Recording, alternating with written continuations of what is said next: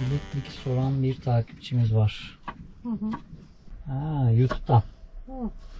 Evet, sipariş vermek istiyorum. Ne zaman teslim ediliyor siparişler demiş. İstanbul'daymış.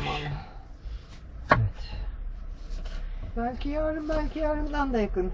Genel olarak öyle teslim ediliyor. Evet. Geçen Vallahi. siparişi veren Milka'nın sahibi de Hı. yollardasınız, bir iki haftaya gelir diye düşünüyordum dedi kargoyu verdiğimiz haber verince. Ama Evet, o yoldayız ama çok iyi denk geldi ama en onunki. kısa süre, yani ikinci güne sarkmıyor genel olarak. Evet, Hareket ediyoruz mutlaka.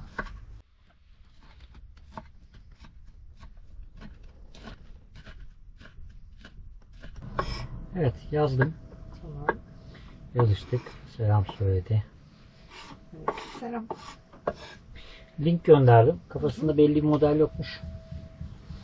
Link gönderdim. PTT ile dedim çalışıyoruz. Evet, çünkü en kolay PTT'yi bulabiliyoruz. Evet, şu en anda bu hızlı bölgede. olmuş oluyor. Bir de onun kargo fiyatı daha uygun. 1000 Evet. liranın altında kalırsa. Bir ıslak mendil alayım. Gözlerim yaşarmak üzereyken sonra doğramam bitti. Kurtardım. Selam. Merhaba. Hoş geldiniz. Hoş geldiniz. Nevşehir'in son videosuna farklı bir başlangıç yapalım dedik. Evet, çünkü gezeceğimiz o kadar az yer kaldı ki hepsini ayırmayalım dedik. Çünkü zaten Nevşehir'de size fazlasıyla farklı videolar çektik. Bu son bölümü toparlayalım, derleyelim, toplayalım, tek bir video haline getirelim dedik. Hayır, ondan bahsetmiyorum. İlk defa akşam çekime başlıyoruz. Ondan bahsetmek Hayır, istiyorum ben. Nevşehir'in son videosundayım ben de. Tamam, ben de akşam çekime başladık ya, o yüzden farklı bir başlangıç Evet. yapmak istedik diye lafa girdim. Şimdiye kadar canlı yayınlar hariç, iki Evet. defa yaptık yanlış hatırlamıyorsam canlı Evet. yayın. Canlı yayınlar hariç ilk defa bir videoya akşam başlıyoruz. Evet, o konuda evet. O bir ilk. Evet. Nevşehir'in son videosu ilklerle dolu gerçekten. Tersten başlıyoruz akşam yemeğiyle. Kahvaltıyla bitireceğiz. Öyle olmaz. Ay. Ne yapıyorsunuz? Nasıl? Nevşehir. Son videosu şu anda Nevşehir'in bu arkadaşlar. Evet. Nevşehir bitti. Çok az yer var gezilecek. Ondan sonra oraları gezeceğiz, edeceğiz. Biz çok memnunuz Nevşehir'den. Yaklaşık 1,5 ay vakit geçirdik. Nevşehir'in başlangıcıyla birlikte sonuna kadar olan kısımdan acayip memnun kaldık. Evet. İnanıyoruz ki sizler de memnun kaldınız ve Nevşehir bölgesini belki de daha önce hiç görmediğiniz yerleri gördünüz. Umarız beğenmişsinizdir. Evet, buralara kadar gelmişken hoşlandığımız her yere gitmeye, görmeye, gezmeye çalıştık. Evet. Tabii ki size de göstermeye çalıştık. İlk videomuz Gülşehir'di. Gülşehir'deki o muhteşem Kilise. korunmuş peri bacasındaki kilise ve açık sarayla beraber son gittiğimiz Kızılçukur muydu? Kızılçukur. Yok. Hayır. Ürgüp. Oo, Ürgüp. Mustafa Paşa. O kadar çok O kadar gezmişiz çok ki. yer var ki. Son gittiğimiz yerlere kadar her biri gerçekten ayrı güzeldi. Ama en güzelleri sona sakladık. Evet, en meşhurları diyelim aslında. Evet, en meşhurları. Hatta bir tanesi öyle bir meşhur ki dünya çapında bir meşhurluğa sahip. Hani bırakın Türkiye'yi, Asya'yı, Avrupa'yı, dünya çapında bir meşhurluğa sahip. Çünkü onun o ebatlarda bir örneği daha yok. Detay vermiyorum. Ama bizim dikkatli takipçilerimiz, bizim dikkatli izleyenlerimiz bizim şu anda rotamızın nereye döndüğünü, nereleri gezeceğimizi zaten biliyorlar. Şaka şaka biz gezdik. Biz gezdik. Evet, biz gezdik. Biz oraları hep Biz gezdik. gezdik. Sizi götürmedik bu sefer. Bu sefer şöyle ki hafta sonuna denk geldiği için videoya başlangıç yapmadan biz direkt gezmeye başladık. Evet. Kalabalıktan kurtaralım diye size de videonun ilerleyen dakikalarında gezdireceğiz oraları ama. Kısa kısa gezdireceğiz ama oraları. Çok böyle hani sıkıcı bir video olmayacak. Daha çok karavan hayatıyla alakalı bir videomuz olacak. Nevşehir'in kapanışı, Nevşehir kritiği yaparız yani artık. Evet, evet, evet.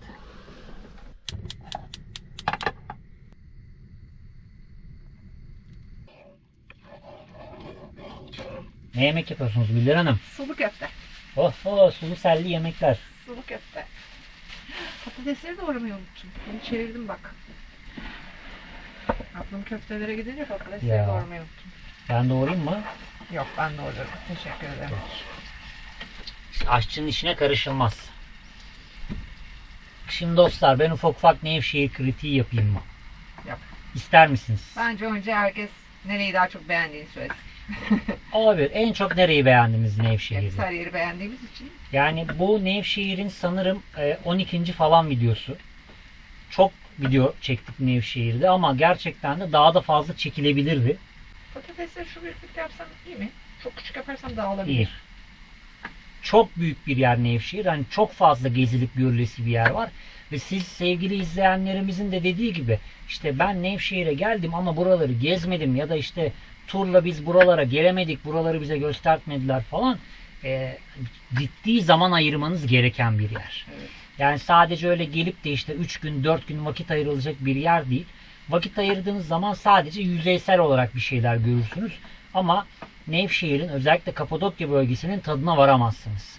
Tekrar tekrar gelen birkaç arkadaşımızın bile yazdığı mesajlarda gördüğümüz kadarıyla bizim yürüdüğümüz vadileri bu kadar detaylı yürümemiş. Hatta bazı vadilerin varlığından beri haberleri olmamış. Evet. Yani çok fazla vadi var. Yani o videolarda da çok bahsettim. Evet. Her vadiye bir gün ayırsanız zaten en az 10 gün oralarda geçirmeniz gerekiyor. Evet. Yani o Çok yüzden defa söyledik yani vadilerin hepsi birbirinden farklı özelliklerde olduğu için yani o vadiyi yürüdüm öteki vadide ne bulabilirim ki diye düşünmeyin mutlaka Tabii. buraya gelirseniz. ve bu vadiler bahsettiğimiz vadiler sadece işte Uçhisar, Göreme, Çavuşin taraflarındakiler değil. Orada bir yoğunluk söz konusu. 6-7 tane vadi var. Evet. Ama onun haricinde Mustafa Paşa'nın arka taraflarında da vadiler mevcut. Gomeda. Gomeda Vadisi mevcut. O kaldığımız göl kenarındaki yerin hemen arka tarafında da vadiler mevcut. Yani onları da hesaba katarsanız en az 15-20 gün sadece vadileri gezmek için zamana ihtiyacınız var arkadaşlar. Çok keyif aldık yani o bölgeden. En keyif aldığımız bölgelerin ilk üçün arasında şu anda Kapadokya bölgesi, Nevşehir özellikle.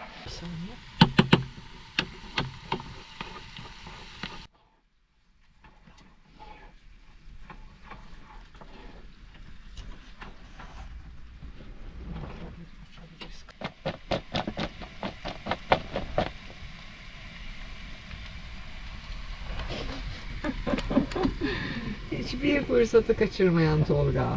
Her Gülden Hanım. şekilde sakarlık yapan Gülden. Gülden Hanım patateslerden bir firar etmiş.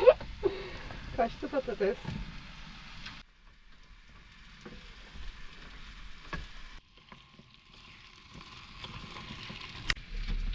Patatesler niyeyse çok oldu ya. O yemekle birlikte onun içine su mu da girecek. O nasıl tencere yetecek bilmiyorum ben. Tencere yeter de köfteler nasıl sığacak onu bilmiyorum. İşte. Daha az koyabilirim köfteleri belki. Sana su da lazım olacak şimdi. Evet, bana büyük bardaklar var ya, onlardan su verebilir misin? Şöyle vereyim. Teşekkürler.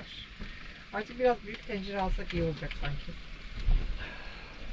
Kamyona.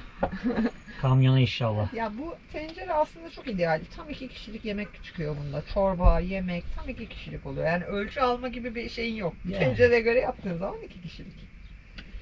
Sadece pilav yaparsan bununla 4 kişilik oluyor. Geri kalan tüm yemekler 2 kişilik. Evet, köfteleri koyacaksın ve taşacak orası. Köfteye koymayacağım daha. Patates daha Hmm, pişecek önce. peki. Sakarlık yapmamı hazırda bekleyen Tolga.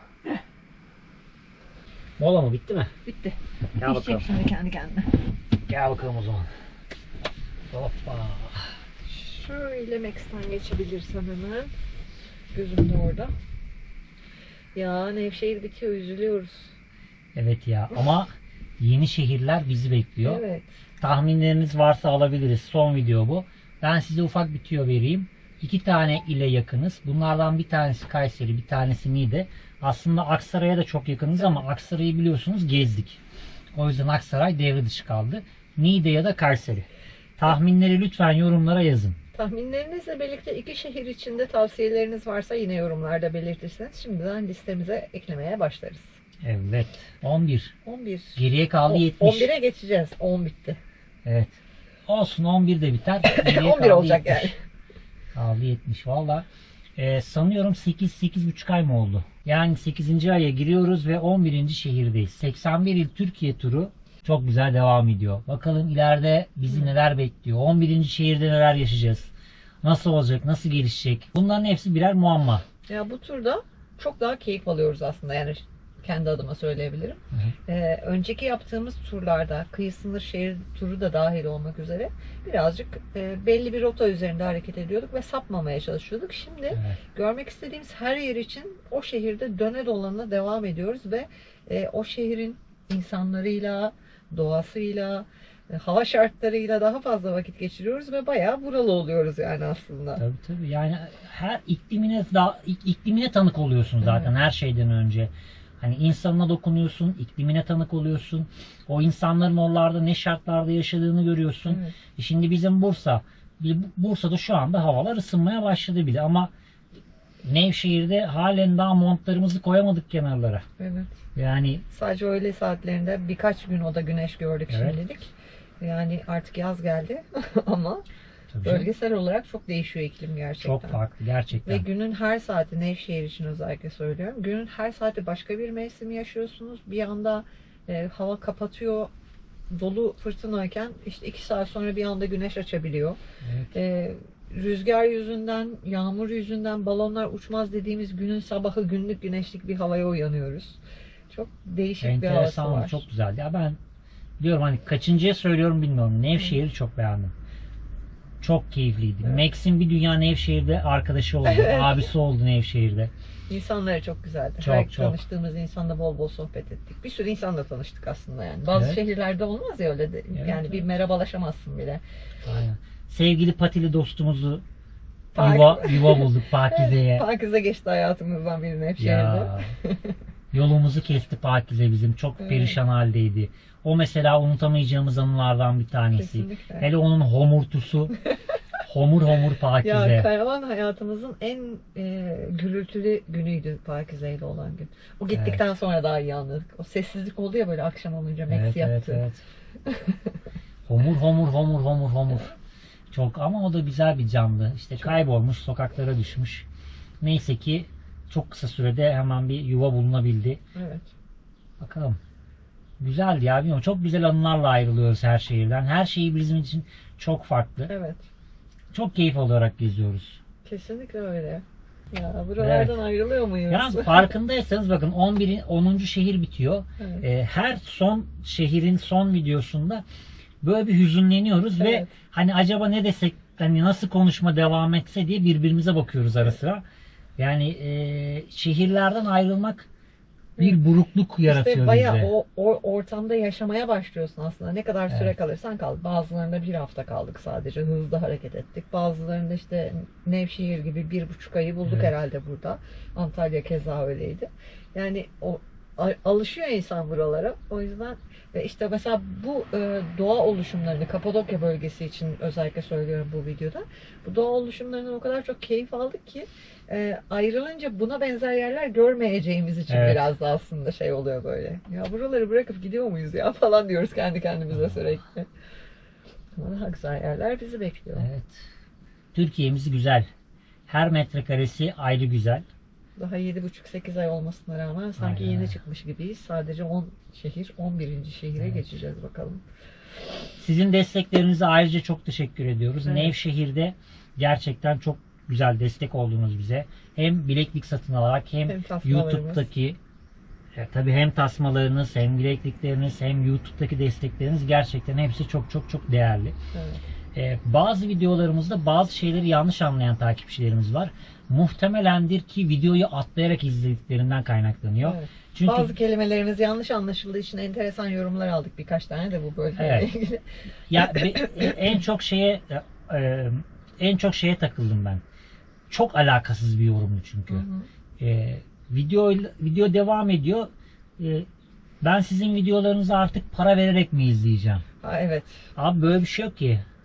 Yani YouTube'da bir katıl abonelerimiz var. Biz katıl aboneleri için video üretmeye niyetlendik ama onu da beceremedik. Çünkü zaten içimiz dışımız bir. Evet. Size her şeyi Ya, aktarıyoruz. tekrarını yapmadık onu çünkü öyle bir ortam da olmadı aslında. Evet. Belki öyle bir durum olsaydı yapabilirdik ama yani videonun içeriğinde hiç böyle bir cümle geçmemiş. Hiçbir şekilde mesela katıl aboneliğinden bile bahsetmemişiz. Ara ara hatırlatıyoruz işte destek olmak isteyenler için ücretli abonelikler de var diye. Mesela o videonun içinde öyle bir şeyden bile bahsetmemişiz. İşte ben emekliyim artık ben sizin videolarınızı para verip de izleyemem. Demek ki takipten çıkmam lazım falan gibi şeyler Yani yazılmış. bazı izleyenlerin gerçekten ne yaşadığını ya da o anda hangi psikolojide olduğunu Evet. anlayamıyoruz. Videoyla inanılmaz alakasız bir iki yorum geliyor. Evet. Ama bunlar Allah'tan bir iki işte bakın biz diyoruz yani az olalım ama öz olalım diye. Bunun en büyük avantajı bu. Evet. Ben şunu eklemek istiyorum hemen. Hı hı. Yine bu yorumlara benzer başka bir yorum gelmişti Antalya civarındayken sanıyorum. Artık siz de işi bileklik ve işte katıl aboneliği vesaire gibi bir destek durumlarından bahsettiğimiz bir videoda artık siz de işi iyice paraya dökmüşsünüz. Demek ki o zaman ben sizi izlemeyeyim artık gibi bir şey vardı. Evet arkadaşlar YouTube içerik üreticiliği artık bir meslek. Ve biz de yaklaşık 2,5 yıl gibi bir süredir aslında Evet. 4 yıldır video üretiyoruz fakat 2,5 yıl gibi bir süredir YouTube'dan para kazanıyoruz ve bu parayı kazanmak için bir vergi levhamız, vergi numaramız, muafiyetle birlikte işte banka hesabımız ve hatta bunun karşılığında her ay bize çıkan bir Bağkur borcu var. Yani aslında bu bir iş. Siz izledikçe destek olun olmayın, izlenme, beğenme gibi bir video platformda dolaştıkça biz buradan para kazanıyoruz. Yani Bağkurlu bir iş arkadaşlar bu. Evet. Öyle evde Hani- oturdum video çekeyim. Garip garip videolar çekeyim. YouTube'dan milyonlar kazanayım. Öyle bir şey değil bu. Bunu bir Evet. iş olarak görüyoruz biz. Ve biz bu işten para Hani kazanıyoruz. biz para kazanıyoruz diye üzülüyorsanız izlemeyebilirsiniz yani. Aynen öyle. Yani hani zaten o kafadaysanız zaten izlemeyin. Lütfen izlemeyin Evet. kanalı. Yani o kadar alakasız yerde o kadar saçma yorum alınca biz böyle birbirimize bakıp ne demek istedik ki acaba? Niye Evet. böyle dedik ki acaba? Videoda ne dedik ki acaba diye biz videoyu baştan izliyoruz ki Tabii. doğruyu anlayabilelim. Ya neyse girmeyelim o konulara. Hani çünkü ben çıkamayacağım o konulardan. Müjde size. Ya tüp mü bitmiş? Vallahi tüp bitmiş bak. Ben de diyorum niye fıkırdamadı hala bu? Ya tüpümüz var mı? Var. Yedeği doldurduk. Arkada ama değil mi? Evet. Maalesef. Maalesef. Bir daha yaktım. Son can çekişmeleri. Bay bay tüp. Ben gideyim tüpü getireyim. Bunu alayım da onu getireyim bari. Evet öyle yaparsak daha kolay olur. Evet. Sen arkadaşlarla sohbete devam et.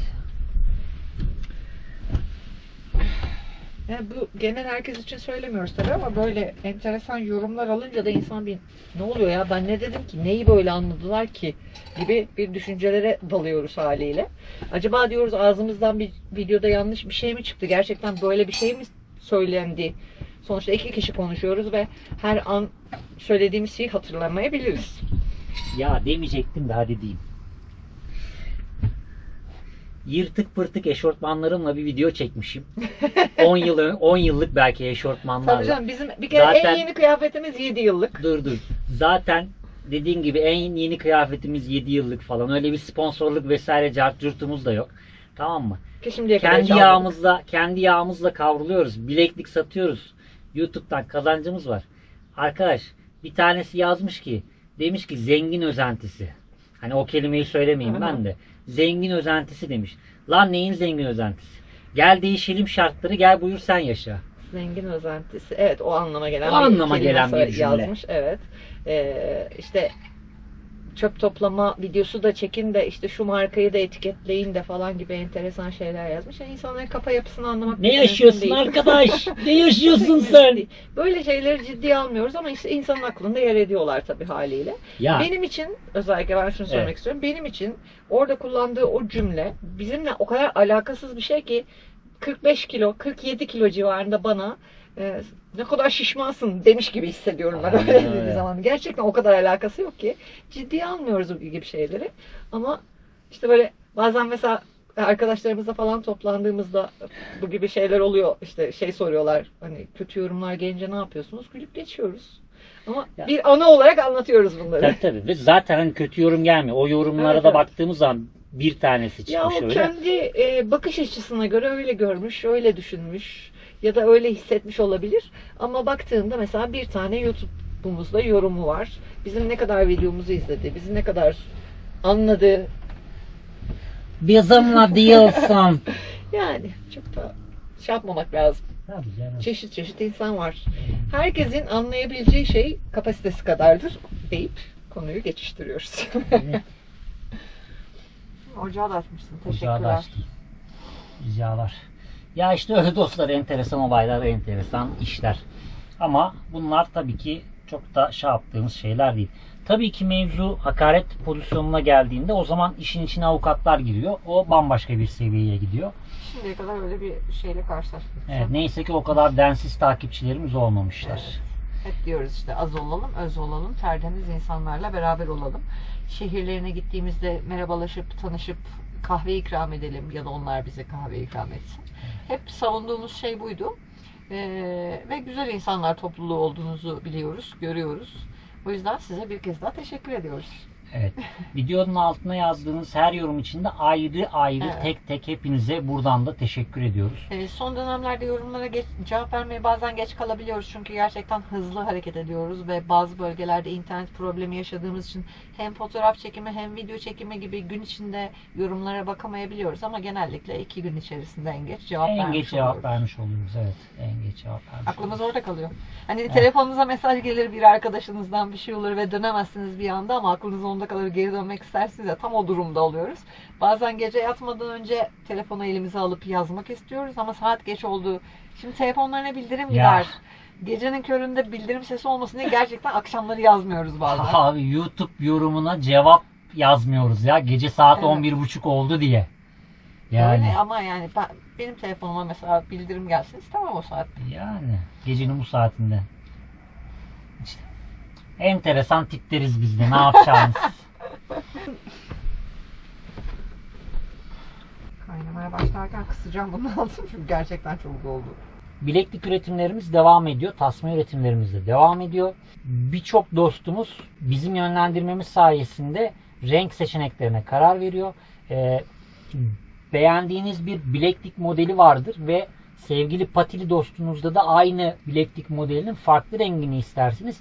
Bunun için de bizimle iletişim kurabilirsiniz arkadaşlar. Evet, bileklik modellerini tasmaya evirip yapabiliyoruz. Evet. Hani belki ekstrem bir model çıkar, olmaz gibi bir durum olabilir tabii ama bilemiyorum.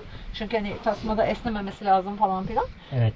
Bazı modeller çok daha kalın oluyor. O yüzden sipariş vermeden önce bizimle iletişime geçerseniz garanti olur. Çünkü özellikle köpek tasmalarında Evet. büyük ırklar için farklı bir teknikle bağlama yapmaya başladık. Çünkü büyük ırklar biraz kuvvetli oluyorlar. Sağlamlık açısından ona göre haberleşmek çok avantajlı bu konuda. Aynen öyle. Yani iple ilgili bir problemimiz yok. 310 kilo kopma mukavemeti var. 4 sarım yaptığım zaman zaten o 1 tonun üzerine çıkıyor. Evet. Total ağırlığı. Ama klips ve bağlantı şekli ona göre olması gerekiyor. O yüzden Gülden'in dediği gibi Evet. eğer büyük ırk köpeğiniz varsa onu mutlaka belirtin bize ki ona göre yapalım. Ya da Mağdur küçük olmayın. bir köpeğiniz vardır ama sizin beğendiğiniz tasma modeli ya da bileklikten çevirmek istediğiniz model kalındır. Küçük ırkta hoş durmayacaktır ya da rahatsız edecektir. Ona göre yönlendirmeye çalışırız. Şu anda tasma modellerinde Arya modeli Favori. favori. Evet. Yani kaç tane yaptım bilmiyorum. Arya modeli favori. Bizim Max'te Ha. de Arya modeli var. 6-7 falan oldu galiba. Oldu değil mi? Evet. Yani çok tutuldu o model. Şık da duruyor. Ben de çok beğeniyorum. Evet. Çok enteresan renk kombinleriyle gelenler var. gerçekten harika duruyor. Her seferinde farklı bir tasmaymış gibi gözüküyor Evet, renklerle birlikte aslında. Evet, bu kaynamaya başladı. Kısayım. Aynen. Kıs kıs kıs. Hoppa Max'cim. Tüpün kapağı da orada kalmış. Peki biz onlarla uğraşırken arkadaşlar ilk noktaya gitsinler mi? Hadi gitsinler. Hadi siz biraz gezip gelin. Biz çok konuşacağız yoksa. Nevşehir'in en meşhur yerlerinden biri. Evet. Şimdi ilk önce bir tanesini gezin. Yeraltı şehirlerine girmekten korkanlar, nefes sorunu yaşayanlar videomuzda rahat rahat gezebilirler.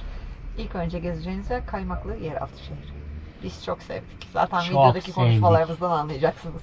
Siz Kaymaklı Yeraltı şehrini geze durun. Biz de biraz yemek olayını toparlayalım. Bugün Evet. bizim için de yorucuydu. Çenemizin bağları gevşemeden özellikle benim biliyorsunuz siz benim karşıma gelince ben kendimi tutamıyorum. Başlıyorum konuşmaya. Ben o yüzden biraz kendimi frenleyeyim. Siz de Kaymaklı Yeraltı şehrini gezin. Gelin. 20里啦，我们上个洗手间大概要1个半小时的车程。我们上完洗手间。 Giriş -1 ise burası -3. Şu anda biz -3 ve -5'lerdeyiz. Peki şu anda biz neredeyiz arkadaşlar? Burası bir oturma odası. Evet, Kaymaklı Yeraltı şehrini gezmeye başladık. İlk karşımıza çıkan tabii ki ahır olmuştu. Fakat orada bir grup olduğu için biz hızlıca geçtik hemen. Evet, hızlıca geçtik. Şimdi Kaymaklı Yeraltı şehrini hep beraber gezmeye hazır mısınız? 4 kat. 4 kat. Tam olarak ayakta gidemiyorsunuz ama 1.50-1.60 için ayakta gidilecek bir yer burası. 1.60 için mümkün değil. Değil mi? 1.50 o zaman. Oo, bambaşka bir alana geldik. Kocaman bir kilit kapı. Şurada bir koridor var. Karşıda bir koridor var. Bu alan var. Kocaman bir kilit kapı var. Gülden'in dediği gibi. Şu tarafta yine bir alan var. Bu bölge bizim daha önce gezdiğimiz 3-4 tane yeraltı şehri ve kaya mağaralardan sonra daha komplike geldi. Evet, en büyük ve en meşhurlardan birisi. Evet. Şöyle bir yere giriyoruz. Ben de buraya geldim. Oo Gülden Hanım. Ben üst Merhaba. kata çıktım, sen alt kata. Orası neresi? O da burası da. Ve senin yürüdüğün yerin yan tarafındaki merdivenden çıktım ben. 2 girişli gibi. Yine bir oturma odasına geldik. Neden? İçerisi inanılmaz kalabalık. Saat kaç? Saat sabahın 9'u. Evet, erken girelim dedik ama maalesef gruplar da Gruplardan geldi. kaça kaça bir hal oluyoruz. Şimdi böyle enteresan bir yere geldik. Neyse ki her alanda girilebilecek yerler var bunun gibi. Farklı yerlere bağlanıyor. O arada Kaçış beklemiyoruz alanları yani. var buralarda.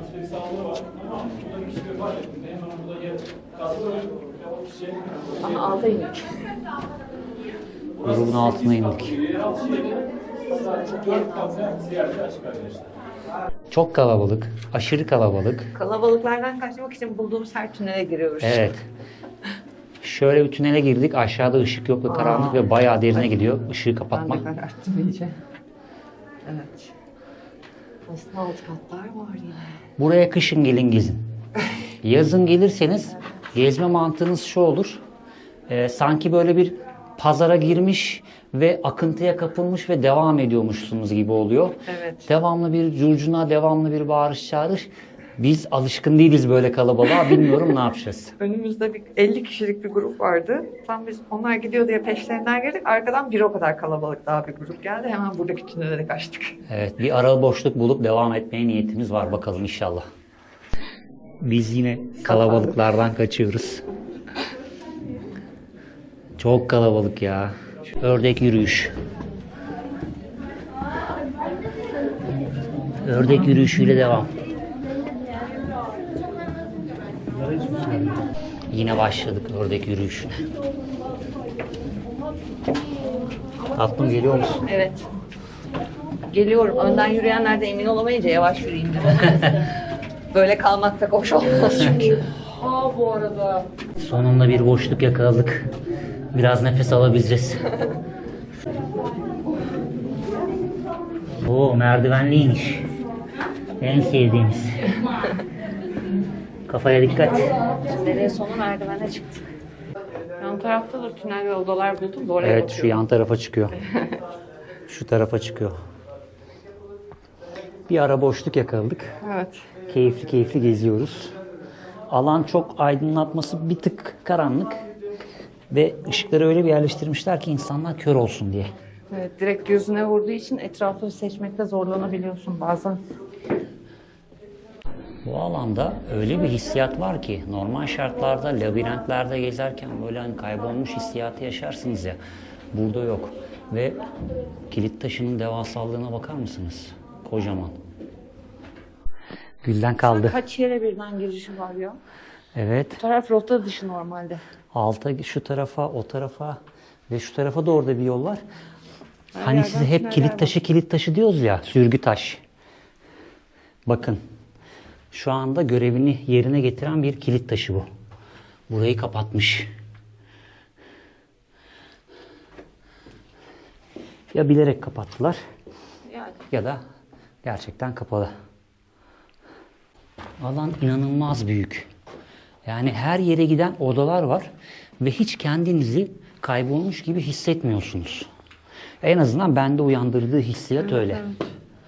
Evet, enteresan. Burası burada bitiyor. Evet, tahmin ettim. O yüzden inmedim. Hadi bakalım. Oh. Artık çıkıyoruz. And then maybe the cover them with the grades.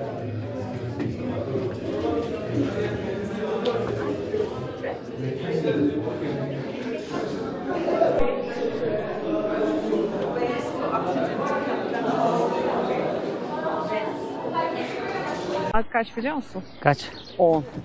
Bir saattir Bir geziyoruz. saattir içerideyiz. Oha, hiç hissetmedim o kadar. Rota haricine çıktığımız için biraz fazla vakit geçirmiş olduk içeride. Bir de grupları bekledik tabii bazı yerlerde. Evet. Ama güzeldi. Sabah erken gelin. Hafta sonu gelmeyin. Hafta sonu kesinlikle Bayram gelmeyin. tatillerine gelmeyin. Yani yazın hiç gelmeyin buraya. İçeride Aşırı öğrenci kalabalık. grubu varsa bir girmeyi düşünün. Biraz yarım saat sonra falan girin. Yok ya, dışarıda kafede yerler var. Gidin oturun oralarda. Öğrenci grupları çok gençler fotoğraf çekilmek için her noktayı kullandığı için bir türlü ilerleyemiyorlar. Genelde kendi öğretmenleriyle geldikleri için de rehber kafasıyla düşünemiyorlar. Arkadan Evet. bir grup daha geliyor. İlerlemeliyiz gibi uyarılar asla yok. O yüzden dedim özellikle öğrenci gruplarını düşünün diye. Var mısın? Otobüs. Çok iyi bile atlatmışız içerisinde. Evet.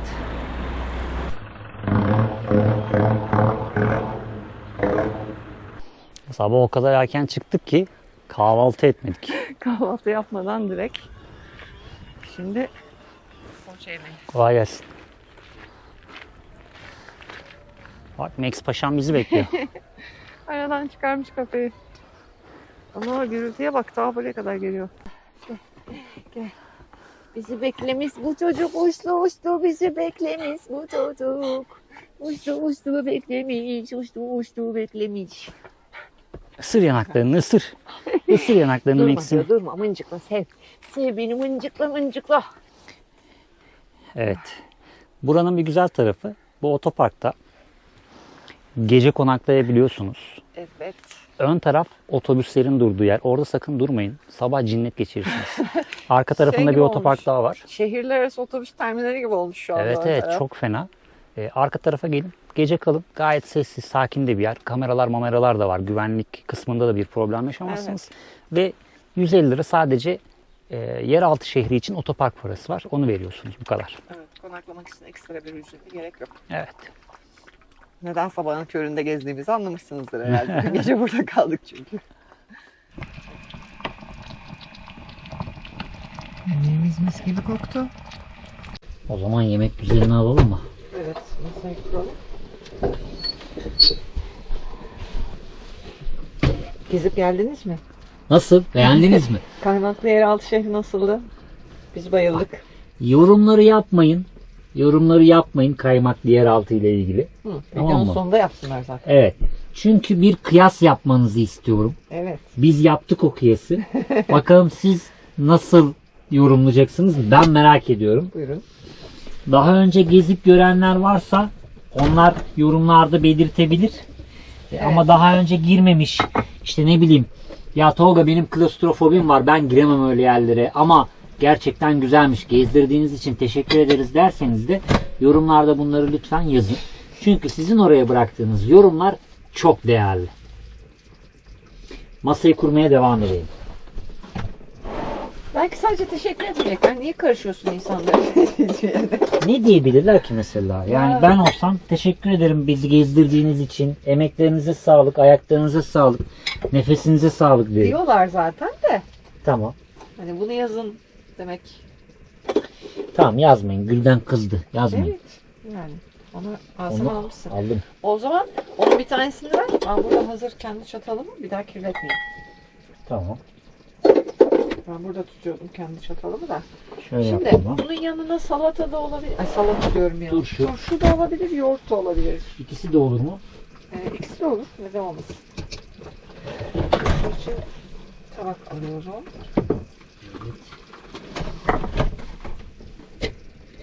Yalnız bu turşu acayip güzelmiş ya. Yoğurdu çıkarttım. Ay be, bitti be Nevşehir. Vay be. Allah Nevşehir bitti. Çok keyif aldığım bölgelerden biri bak. Kaçıncıya söylüyorum bilmiyorum. Kapadokya'nın genelinden zaten çok hoşlandık biz. Evet. Aksaray'dan, Evet kesinlikle. Kırşehir'den. Turşu suyu da koydum. Evet. Getiriyorum.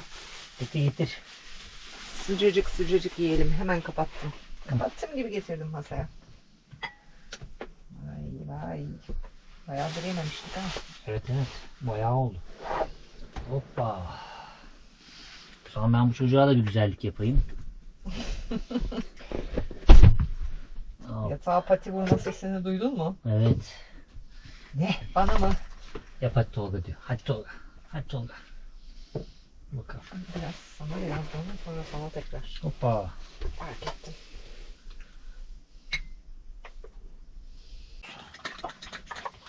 Dök bari komple hepsini bana vereceksen. Dök. Emin misin? Eminim. Sen alacağın varsa alırsın beni. Yani gitmesi alır.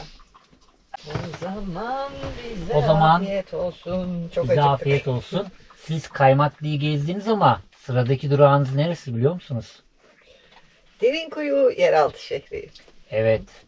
Derinkuyu yeraltı şehrine gidiyorsunuz ve kahvelerinizi de alıp geri geleceksiniz. Kahvede sohbet etmeye devam edeceğiz sizinle. Derinkuyu biraz kalabalıktı, şimdiden uyarayım. Derin bir nefes alın ve Derinkuyu'yu gezmeye başlayın dostlar. Az sonra görüşürüz.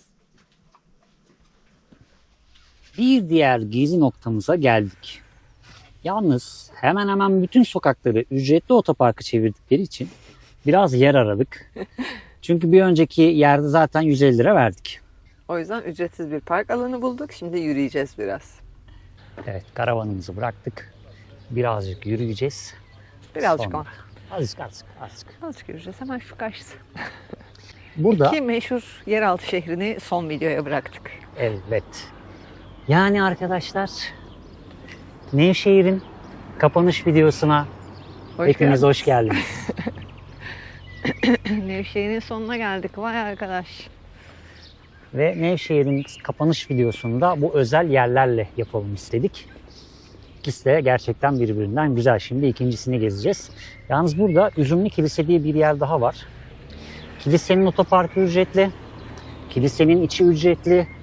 Ama içeride ne bir flex kalmış ne bir şey kalmış. Evet. Bakımsızlıktan dert yanıyor bütün Google yorumları. Binayı güzel yenilemişler fakat bina yani yenilenmiş olan tarafı.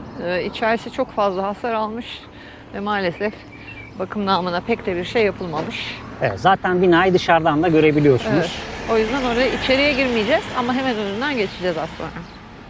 Evet, size bahsettiğimiz kilise bu.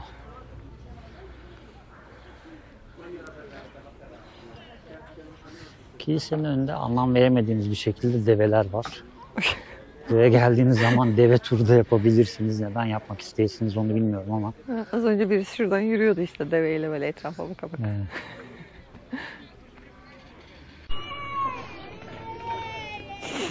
Hazır mısınız? Sıra var. Biz hiç hazır değiliz. Gişede sıra var. Arkası nasıl olacak bilmiyorum. Nasıl gezeceğiz içerisini hiç bilmiyorum. Tabii boşluklar yakalarız yine ya, diğer taraftaki gibi en kötü bekleriz yani biraz. Bütün sırayı geçtik. Niye? Çünkü müze kartımız var. Hepsi müze kartı Evet. bekliyormuş. Diğer sırada bekleyenler bilet almayı bekliyorlarmış.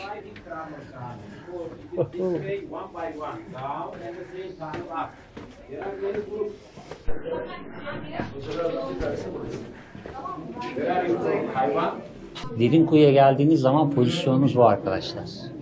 Devamlı bekleme modundasınız. Çünkü içerisi inanılmaz kalabalık. Yani öyle böyle değil. Hiçbir yeri göremiyorsunuz ve bakın. Hemen arkamdaki yer kapalı. Aslında bir geçiş. Şuradaki yer kapalı. Yani alanda birçok yer böyle. Evet, tek tarafta nokta duvar üzerinden örülü. hareket etmeniz gerekiyor ve haliyle bu kalabalığın arasından devam etmeniz gerekiyor. O yüzden şu ana kadar gezdiğimiz bölümünü kıyaslarsak ben Kaymaklı'yı daha çok sevdim. Kaymaklı çok değerli topluydu. Burası çok karışık. Neyin ne olduğunu anlamanız mümkün değil. Bakalım ilerleyen dakikalarda ne karşılayacak bize. Şimdi 110 basamaklı bir gidiş geliş En alt tüneline kat. girdik. Neyse ki arada tüneller var. Ha, evet, odalar var Yukarı yine. çıkarken kaçma imkanımız olabilir. Dön dediler, şuraya girelim.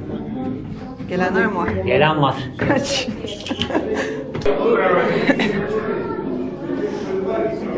Şuradaki yerden indik 110 basamak. Tam bir kaos. O Çünkü kadar kalabalık ki böyle şey gibi, karıncalar birlikte hareket ederler ya, kolon halinde birbirine bağlı. Öyle indik aşağıya. tam bir kaos alanı. Acayip bir yer. Ve tek çıkış var. Şimdiki buradaki Evet, yukarıya kalabalık. yine aynı yerden çıkacağız. Karşımızdan kimse gelmemesi çok önemli bu durumda Evet. tabii. Kalabalıktan kaçtık bir yere. Burası Havalandırmaya bulunduğumuz yer havalandırma bacasının olduğu yer. Şurada bir oda var etrafında, üst katında muhtemelen. Vardır diğer katları açılan. Çünkü arkadaşlar şu an görüyor bu kadar aşağıdayız. Ve biraz daha alt kat var. Yani bir kat Of. ya da 2 kat kadar alt katımız var. Acayip bir kaos var ya, çok fena. Kalabalık olmasa çok rahat gezilebilir. Ama az önce de söylediğimiz gibi kesinlikle bayramlarda, hafta sonları, tatillerde gelmeyin. Kesinlikle gelmeyin. Kaç. Ne var içeride? Havalandırma bacası hiçbir şey yok ama buz gibi içerisi. Terlediyseniz yukarıya kadar serinlemek ışık için birebir. gözüküyor. Derin kuyuya adını veren kuyu. Yani ki az önce indiğimiz havalandırmadan çok daha derin burası. Sonunu göremiyorum. Havalandırmada bir kat kadar altımız Şunu vardı az ileri sadece. doğru götürsene. Heh, tamam. Az sağa doğru. Az daha döndür, az daha döndür. Evet. Bu kadar derin. Dibi gözükmüyor. Ama o kuyuya sağlı sollu basamaklar da mevcut. İnilebilir bir kuyu. Kim bilir nerelere bağlanıyordu. Gezmeye izin verilen en alt alan burası. Bu tarafta enteresan. Şurada bir mezar alanı var. Orayı bekliyoruz. İçerisi çok güzel yalnız. Serin serin. Çok kalabalık. Kalabalık ve merdivenlerde duramadan yürümek zorundasın. Çünkü hem aşağıdan hem yukarıdan gelenler var. O yüzden biraz yorucuydu o kısım. O en aşağı inmeseniz de pek şey kaybetmezsiniz. Sadece derin kuyu görürsünüz orada. Bu bölgeye adını veren. Onun haricinde bir de havalandırma vardı işte, o kadar Evet. sadece. Taraflar böyle. Çok güzel bir boşluk yakaladık. Herkes gitti. El ayak çekildi. Evimize hoş geldiniz. Buralar bize kaldı. Şurası ahırımız. Şu bölge ahır bölgemiz. Tanıtayım ben size. Ev tanıtımı yapayım. Derinkuyu yeraltı şehrinde gezdik. Gelip görün. Klostrofobiniz varsa, bel fıtığınız varsa, dar alanlarda gezmekten hoşlanmıyorsanız gelmeyin. Evet, bel fıtığı burası için bence önemli. Diğer Evet. Kaymaklı'da o kadar zorlamayabilir ama burası gerçekten biraz fazla eğilerek gezmek gerekiyor. Şimdi bak Kaymaklı'yı da izlediniz. Kaymaklı'da her yer daha böyle anlaşılır vaziyetteydi. Burada nerenin ne olduğu belli değil. İçeride Evet. kiliselerden bahsediyor mesela. Biz hiçbir tanesine denk gelemedik. Evet, mesela derin kuyuya adını veren kuyunun bile yanında bir bilgilendirme tabelası yoktu. Bir mutfak tabelası vardı bir yerde, bir de ahır tabelası vardı. Ahır, O kadar mutfak. sadece içeride. Oturma odası dediği yerler ahırdı zaten. Evet. Yanlış bilgilendirme var orada. Yani bilmiyorum. Bu kadar meşhur bir yerin bu kadar eksik olmasına şaşırdık. Hani şeyi atlamayın. Mazı yeraltı şehrini Mazı çok ve güzeldi. Kaymaklı yeraltı şehrini burası için atlamayın. Evet. Mazı bence gezmesi de çok daha rahat, çok daha fazla görebileceğiniz detaylara sahip. Daha Evet. fazla bilgilendirmesi olan bir yer ama meşhur olan yer Derinkuyu. Yani bence burayı es geçebilirsiniz. Mazı ve Kaymaklı yeraltı şehirleri sizi daha çok cezbedecektir. Evet, bir yol verin bakayım bana. Alo kaç adama bir yol verin. Sıkışmayın arada.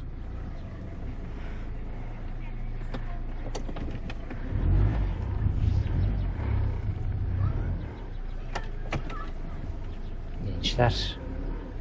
Meraklı gençler. Evet. Abi YouTube kanalın var mı abi? Abi karanlığı bizi çekeyim mi karanlığı? Çekemem seni. Yaşın tutmuyor maalesef. Bekmeden bana gel. Dökmeden sana geleceğim demek altta ya. Kahveleri hazırladınız mı? Hazır mı kahveleriniz? Çaylarınız, Nescafeleriniz. Şöyle geçtim ve alıyorum. Ay. Şöyle. Evet. Ya bizim de bundana ne kadar ihtiyacımız varmış ya. Evet. Hep bunlarımız olması lazımmış. Evet. Her şeyde kullanıyoruz. Ben şu bacaklarımı hiçbir yere sığdıramıyorum ilk aşağıdayken. Şimdi nasıl buldunuz Derinkuyu'yu? Ben hemen kişisel yorumumu yapmak istiyorum. Hadi yap bakalım. Ben Derinkuyu'yu hiç güzel bulmadım. Hiç güzel bulmadım demeyelim de. Ama öyle. Peki. Nedenini de hemen söyleyeyim. Söyle. Sonra sana bırakacağım Derin sözü. kuyulular bizi linçlemesin. Hayır, linçleyecek bir şey yok ortada. Şundan dolayı. Evveliyatımda Kaymaklı'ya gitmemiş olsaydım, Derinkuyu'ya gelmiş olsaydım okey. Ama öncesinde Mazı'yı gezdik. Evet. Öncesinde, çok öncesinde de birkaç tane yeraltı şehri gezdik. Kırşehir sınırları içerisinde. Evet. Ve Kaymaklı yeraltı şehrini gezdiğimde, o videoyu da izlediyseniz orada da bahsettim. İnanılmaz düzenli yapılmış. Kendinizi o yeraltı şehrinde kaybolmuş gibi hissetmiyorsunuz. Şuraya gidersem şu çıkacak karşıma, buraya gidersem bu çıkacak karşıma diyebiliyorsunuz. Yani bildiğiniz bir yerde geziyormuş gibi bir Evet. hissiyat vardı bende. Sağdaki odaya giriyorsun mesela. Oradan geçişler var. 2-3 oda daha geçebiliyorsun. Ama oradayken fark edebiliyorsun. Diğer tarafa nereden geçeceksin? Hangi Evet. alandayım? Ya da hangi kattayım? Onları Ne tarafa falan gitmen hissedebiliyorsun. gerekiyor, ne Evet. tarafa gitmen gerekiyor bunu falan biliyorsun. Ama abi Derinkuyu'ya gittiğimizde Derinkuyu'da şimdi Kaymaklı'nın duvarlarını hatırlıyorsunuz. Güzel standart kaya. Ama Derinkuyu'da duvar örülmüş.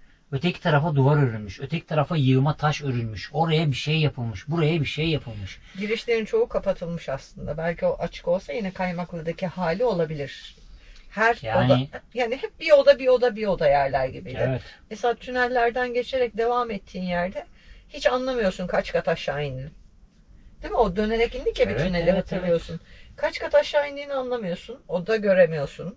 Ya da aşağı iniyorsun ama mesela o arada neler vardı, bir şey var mıydı çözemiyorsun. Çünkü gözükmüyor hiçbir şey. Hep duvarlarla kapalı. İşte bir şeyler örülmüş orada. Hani gizlenmiş, saklanmış diyeyim ben ambiyane bir tabirle. O yüzden benim şahsi görüşüm. Ben Derinkuyu yeraltı şehrini beğenmedim. Evet. Kaymaklı yeraltı şehri daha doğal haliyle korunmuş. Yani, müdahale olmamış. Hiçbir yer kapatılmamış. Tabii ki orada da girilemeyen bölümler vardı. Ama hepsinin az çok yolunu görebiliyordunuz. Öyle duvarla kapatmamışlardı ve kaya oluşumlarının şekilleri çok güzeldi. Biz şeyleri hep böyle görülemeyen yerleri görmeyi sevdiğimiz için bence o yüzden Kaymaklı'yı daha çok sevdik. Bilmiyorum ben Odalardan odalara geçebildik. Derinkuyu hep lanse ediliyor ya. Sanırım biraz da sosyal medya ve televizyon şişirmesi var. Bazı yerler Çünkü- öyle maalesef. Aynı şey Göbekli Tepe'de de vardı. Baktığın zaman sanki devasa bir alan gezecekmiş gibi bir hissiyat uyandırıyor sana bütün çekimler. Halbuki her şey ufacık bir Tek bir alanda. noktada Sadece hepsi orası aslında. açık çünkü. Ve yanına gidip göremiyorsun. Yukarıdaki Evet. seyir yürüyüş yolunda izleyebiliyorsun sadece. Ya bunda da aynı. Hani bana göre benim kişisel görüşümdür. Katılırsınız katılmazsınız bilmem. Ben o yüzden size aradaki kıyaslamaya dikkat edin diye söyledim. Bana göre Mazı derli topluydu. Kaymaklı derli toplu ne nerede bilinir bir şeydi. Ama Derinkuyu yeraltı şehrini birazcık şekillendirmişler diyeyim. Yani meşhurlaştırılmış yerler var ya hep böyle. Birazcık şişirilmiş. Haliyle böyle olunca beklenti de yüksek oluyor ama daha iyisini başka bir yerde görünce bu sefer bunu beğenemiyorsun. Evet. Ben beğenemedim. Bilmiyorum, ben beğenemedim. Yani Derinkuyu yeraltı şehri için Kaymaklı'yı ya da Mazı'yı kesinlikle es geçmeyin derim. Ben sadece size bunu söyleyebilirim. Yani bu tür gezileri sevenler için. Evet. Benim kardeşim kiloludur, yapılı bir çocuktur. Uzun da boyludur. O Derinkuyu'da gezemez. Zor. Dahan gezemez Derinkuyu'da. Zor. Biri vardı. O canlandı gözümde de yürürken biz o kalabalığın Ben içinde. şimdi Ama sona inmedi o mesela. Onu evet. düşündüm de o yüzden. Yanlış anlaşılmasın diye kardeşimden örnek veriyorum. Evet. Bel fıtığı olanlar Derinkuyu'ya girmesin. Evet, o çok önemli. Çünkü sürekli eğilerek yürümek Devamlı. gerekiyor o şeyde, tünellerin çoğunda. Hatta ördek yürüyüşü dediğimiz yürüyüşte yürüdük birkaç uzun Evet. tünelde. Ama Mazı nispeten daha iyi. İşte Kaymaklı Da nispeten iyi, daha evet. iyi. Ama onun haricinde dediğim gibi eğer sağlık probleminiz varsa Derinkuyu'ya girmeyin. Evet. Derinkuyu'ya girmeyin çünkü çok kalabalık da bir yer. İnanılmaz kalabalık bir yer. Çok. Öyle böyle değil. Oh, 110 basamak dediği yukarıda birisi söyledi ya, 110 basamak dedi ki bence 110 basamaktan daha fazla orası. Yukarı çıkarken saymayı düşünüyordum ama kalabalıkla birden yürümeye başlayınca Evet. sayamadım. Oradan çıktıktan sonra bir oda kadar bir alan var. Bizim karavanın şu oturma grubu kadar değil mi herhalde? Evet, bu evet, kadar bu kadar bir alan. var. Oradaki odada herkes hep beraber nefes almaya çalışıyor.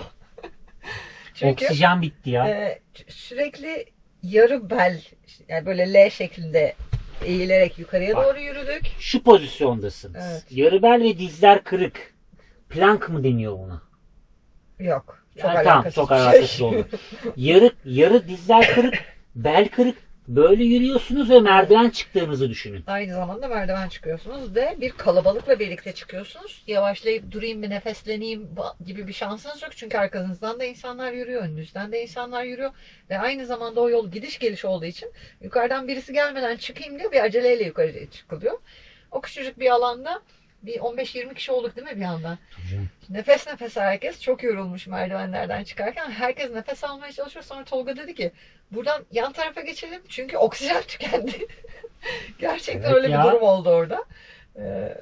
Hemen üstteki odaya geçtik. Tamam, evet, hani nefesini toparlamaya çalışıyorsun ama küçücük alanda o kadar insan bir arada mümkün değildi. Mümkün değil ya. Eğer o klostrofobi değil ama dar alanlarda rahatsız hissetme gibi ufak da bir şeyiniz varsa Evet, orada kesinlikle sıkıntı girmeyin. yaşarsınız.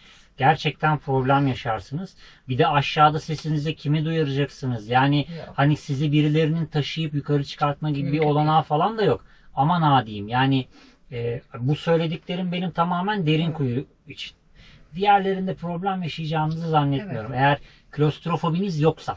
Zaten o varsa klostrofobi çok yoğun bir durumdaysa o merdivenden aşağı inemezler. İnemezler. Evet. Evet.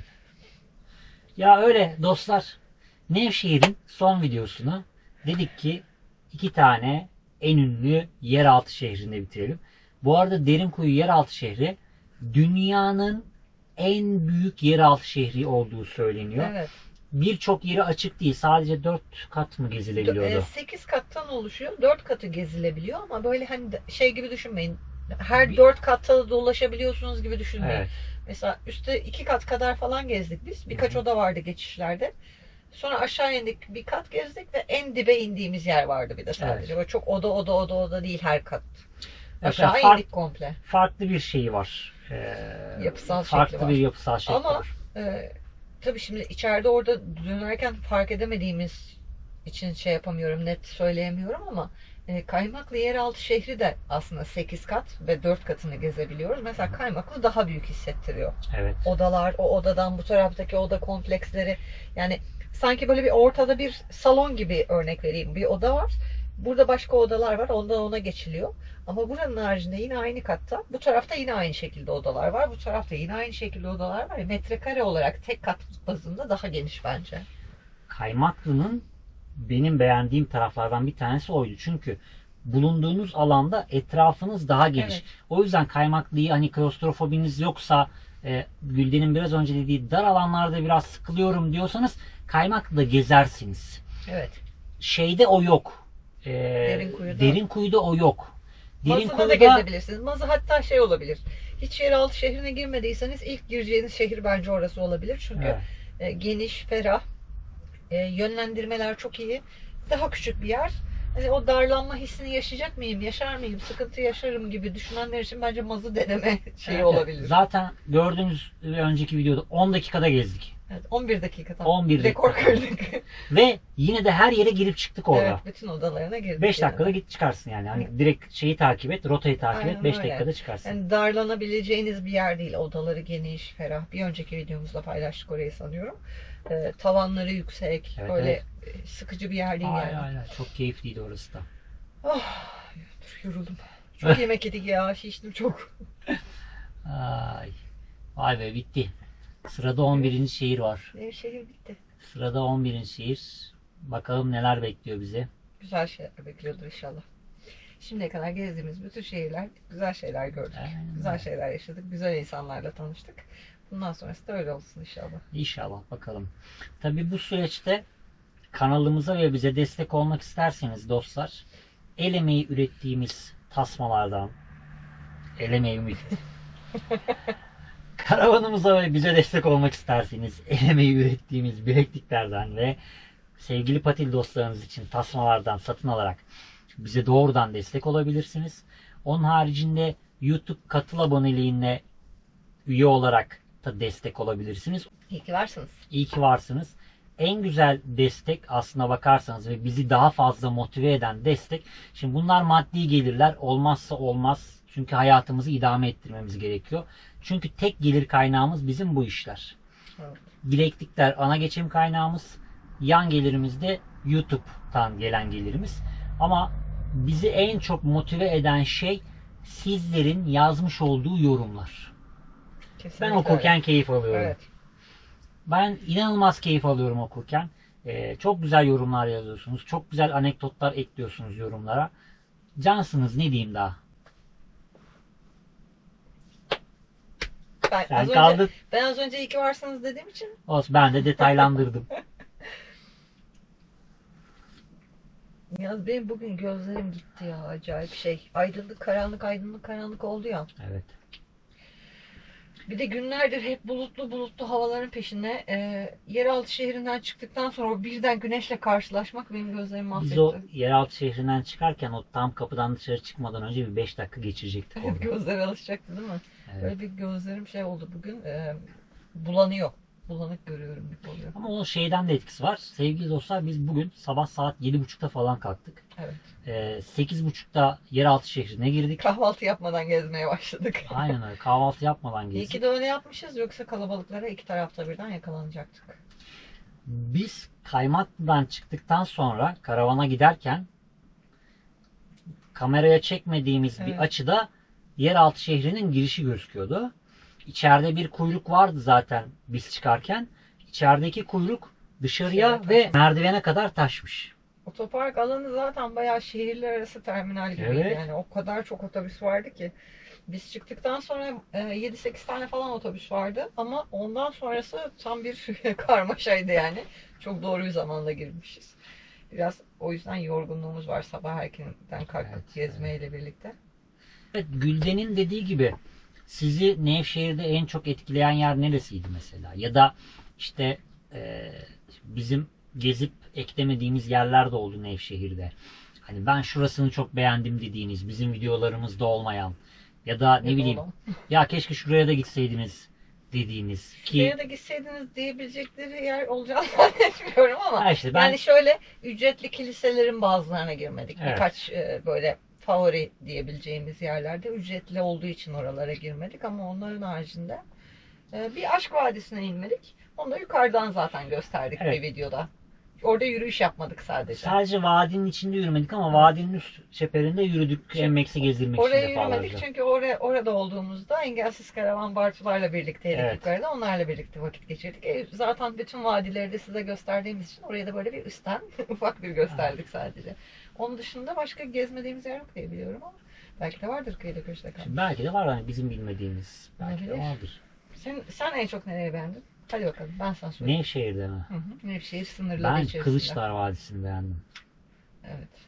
Çok güzeldi. Kılıçlar Hiç- yani sürpriz hiç- bir Evet şeydi evet de. hiç bak Kızılçukur efsane bir yer. Kızılçukur Vadisi. Hani çok korkutucu ve farklı bir hissiyatı vardı Kızılçukur'un. En son Ama- tepelere çıktığımız Evet, yerler evet. falan. Ama Kılıçlar Vadisi, o bizim girdiğimiz o vadi kanalı mükemmeldi Birden orası. kayaların arasında bulduk kendimizi. Aa, Beklenmedik bir çok şeydi belki onunla güzeldi. beraber. Bence de benim de ilk sırada orası. Ama Red Rose Vadisi de oraya da ayıramıyorum. Çünkü orada hem kiliseler vardı hem tırmanış vardı. Çok doluydu orası. Evet. O Uzun ayrı. bir parkurdu ama Ama benim tapta bende Kılıçlar Ve- var. ilk Uçhisar'da aşağı indik ya böyle o kayalardan.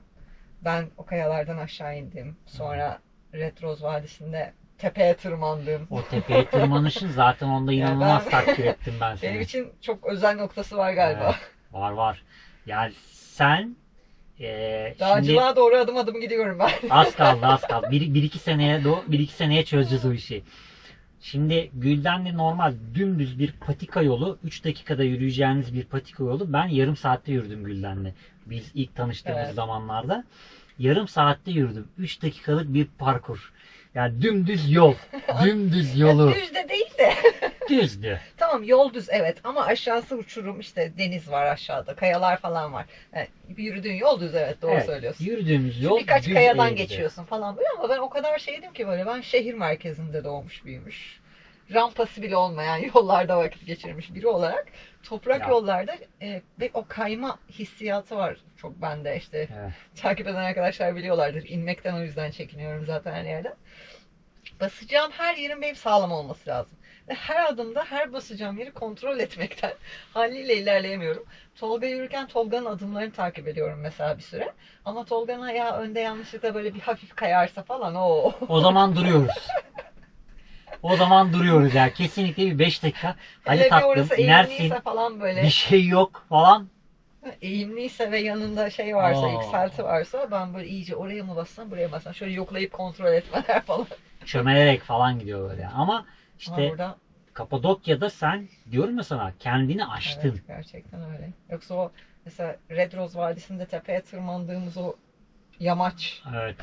direkt sırt yamaç yani orası. Yani oradan aşağı inerken Evet çok şey. yani, Mümkün değil normalde böyle şeyler yapmak. mümkün değil. Yani yıllardır doğada yürüyüş yapıyoruz aslında ama oraları gördüğüm an ben böyle yok ya oradan gitmeyelim deyip vazgeçerdim. Ama buralarda gerçekten açtım. Ya o yönden de bir artısı var, bir beğenisi var yani o şeyin. Evet. Bilmiyorum ya ben çok keyif aldım. Belki şu anda bunu 100. kez söylüyor olabilirim. Kusuruma Bu videoda bakmayın. sizi biraz boğmuş olabiliriz belki. Ama Nevşehir'i çok sevdik diye gerçekten ama. çok sevdim ya. Çok Evet. keyif aldım. Ve hani dediğin gibi insanları da turiste yerli olsun yabancı olsun fark etmiyor. Evet. Turiste inanılmaz alışkınlar. Hani şey değiller senle paylaşıyor. Diyor ki sana hani sana bir kere şunu sormuyor. Ne iş yapıyorsunu sormuyor. Buradan sonra nereyi düşünüyorsun Evet. diyor. Nereden geliyorsun? Nereye gideceksin? Tamam. Yani bu olayı soruyor. O yüzden de benim için ayrı bir yeri var Evet, yani. Bir de bazı turistik bölgelerde özellikle işi turistlerle olan insanlar direkt şey böyle ya gel seni de tura götürelim. Hani onun Evet. dışında bir şey konuşamazsın ya. Evet, evet. Konuşsan bile ya da konu oraya bağlanır. Asla öyle bir şey yok. Yani. Yok. Bir çıkar diyalogları yok asla yani. Evet. Ya da bizim karşılaştığımız insanlar öyleydi şimdi. Aynen O onu da yüzden- söylemek lazım. Yani bizim karşılaştıklarımız yok. Çünkü herkesin Var, deneyimi tabii. farklı olabiliyor. Vardır illaki diğer şekilde davrananlar da ama biz o açıdan sohbet edilebilir, keyifli insanlarla tanıştık. Güzeldi. Güzeldi. Güzeldi. Bir şehrin daha sonuna geldik dostlar. Hep beraber. Ev konforunda. Ya ben diyorum Wantvort kanalının mottosu. Ev konforunda Türkiye turu. Evet. Geçen bir takipçimiz de yazmış. Benim oraları gezebilme ihtimalim yok. Sizin sayenizde geziyorum diye. Ya İşte bizim pek çok sebeple çoğumuzun gitme fırsatı olmayabiliyor. ya her şey olabilir. Maddi imkansızlıklar olabilir, bedensel imkansızlıklar olabilir. İşi bırakamıyor olabilirsin ki biz bu hayata geçmeden önce biz de öyleydik. Evet, çoluk çocuktan kaynaklı olabilir. Hadi çoluk çocukları büyütmüştür, torunlardan kaynaklı olabilir. Aile büyükleri olabilir. Her hastalık şey olabilir, her şey olabilir. Hani sadece belirli aklınıza gelen bir iki sebeple bunu sınırlandırmayın. Her şey olabilir. Biz bu yola çıktığımızda amacımız buydu. Ve o yüzden bizim videolarımız vlog şeklinde devam ediyor. Yani o yüzden çok fazla konuşuyoruz. O yüzden kurgu yapmıyoruz sizlere. Evet. Kurgu yaptığınız zaman iş bambaşka bir boyutta. O Kurgu yapıyor olsaydık Nevşehir videolarında mesela hiçbir şey anlatamazdık size. Sadece kuru görselleri gösterirdik ki zaten bunu yapan yüzlerce internette video izleyebilirsiniz. Yani YouTuber olarak söylemiyorum. İşte belgesel kanalları var. İşte dolu. YouTube içerikleri çekenleri var. Kendileri gezip içerik çekenler var yine. Hani YouTube haricinde de. Ama işte o vadilerin hiçbirini anlatamazdık. Oradaki havanın ne kadar temiz olduğundan bahsedemezdik. Size Tabii. bir manzara görüntüsü sunar geçerdik. Ama biz içeriklerimizi bu şekilde üretmekten çok memnunuz. Sizlerle paylaşmaktan çok memnunuz. Sizin de memnun olduğunuzu gösteren yorumlarınızı gördükçe daha da mutlu oluyoruz. Daha da mutlu oluyoruz. Daha ne isteyelim Evet. yani. Yani şey geliyor olay işte. Biz bunu bunun için yapıyoruz ve gerçekten bunu başarmışız hissiyatını yaşıyoruz Aynen bu öyle. sefer. Aynen öyle. Ne konuştuk? Ne Sanki konuştuk? nefessiz konuşmuşum gibi. Şöyle oldum kahve içerken. Bilmiyorum şu an kaç saattir konuşuyorum. Evet. Kaç saat edit yapacağım hiç bilmiyorum. O yüzden sevgili dostlar, Karavanla 81 il Türkiye turumuzun 11. şehrinde görüşmek üzere. Bakalım nerede olacağız? Ya Kayseri ya Niğde. Tahminlerinizi yorumlara yazarsanız seviniriz. Bakalım kim bilecek. Kendinize çok iyi bakın. Bir sonraki videoda görüşmek üzere. Hoşçakalın. Hoşçakalın. Çok konuşasım var. Anlat bana. Anlat bana. Ay, çok Anlat bakayım, konuşasım dinliyorum. var. Çok güzel geldi. Acayip keyif aldım. Hı hı. Çok keyif aldım. Ben de çok seviyorum. Bak şeyi atladık. İyi. O Kızlar Manastırı'nın olduğu Tam yerde oraya çok gidecektim güzeldi. ben sana. Kızlar Orayı Manastırı'nın unuttuk, orası çok hakkını yedik şu keyifliydi anda. diye. Atlar bir taraftan, Ama olsun. ATV'ler bir taraftan, jipler bir Orayı taraftan. herkes bilmesin, boş ver. Manastırın arkadaki görüntüsü çok güzeldi. Evet. Gece arkadan ay çıktığında falan. Çok keyifli.